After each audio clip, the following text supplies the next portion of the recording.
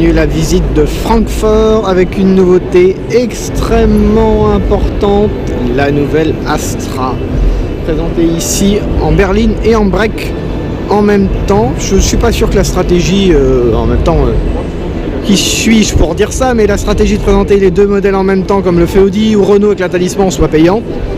La 308, elle a été présentée en berline puis après en break. Ça fait rappeler aux gens que le modèle existe et donc ça le remet sur le devant de la scène.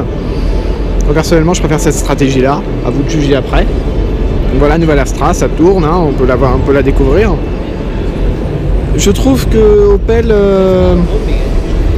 change assez peu de design, là où la Corsa ressemble vraiment à l'ancienne, la nouvelle. Là, celle-là, c'est plus évolué, on a un changement, hein, c'est indéniable.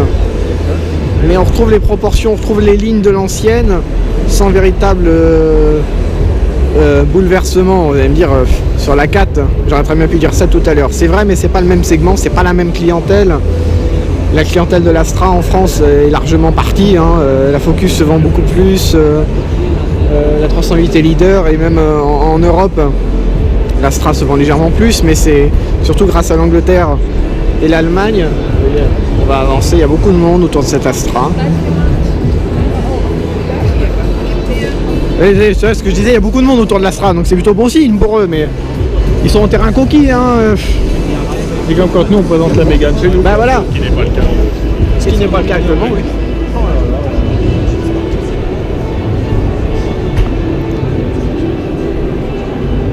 Mais le rouge est très beau, hein.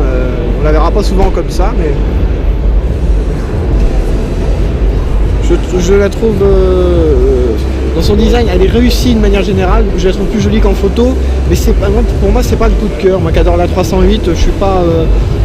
C'est elle pour moi d'ailleurs sa véritable concurrente, hein, en termes de chiffre de vente en Europe. Reste à voir si elle a détrôné. Je la trouve vachement plus sympa que l'actuelle.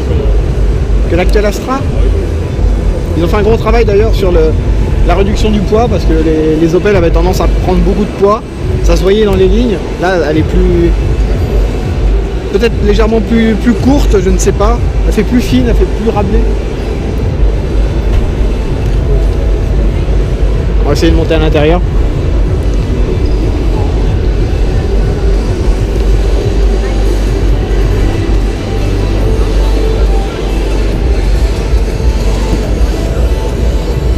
Regardez.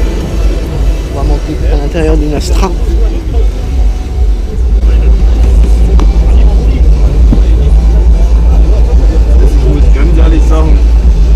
Oui, c'est du direct, hein, je ne peux pas faire autrement. C'est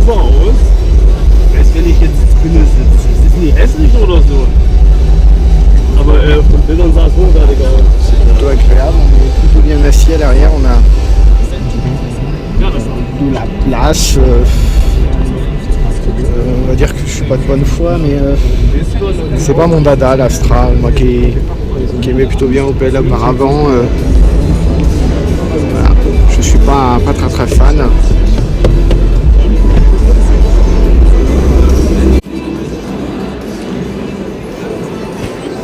contenance du coffre, vous voyez. La couleur est très belle, hein. Voilà, à vous de juger, mais moi, c'est une très grosse nouveauté de Francfort, mais ce n'est pas un coup de cœur. Pas un coup de cœur. C'est dommage, j'aurais aimé l'aimer, justement. Et là, je suis un peu sur ma faim.